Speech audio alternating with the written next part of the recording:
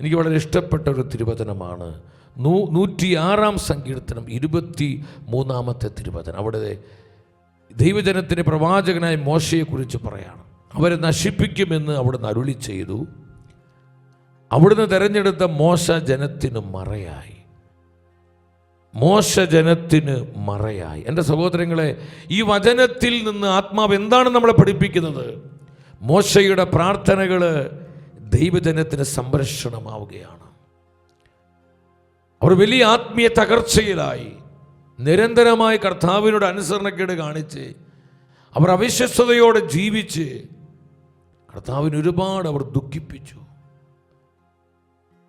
എന്നാൽ ജനത്തിൻ്റെ പ്രവാചകനായ മോശയുടെ പ്രാർത്ഥന ഈ ജനത്തെ വിമോചിപ്പിക്കുകയാണ്, അവർക്ക് സംരക്ഷണമായി മാറുകയാണ്. ഈ വചനത്തിൽ നിന്ന് ആത്മാവ് നമുക്ക് തരുന്ന സന്ദേശം എന്താണ് നമ്മൾ മനസ്സിലാക്കണം.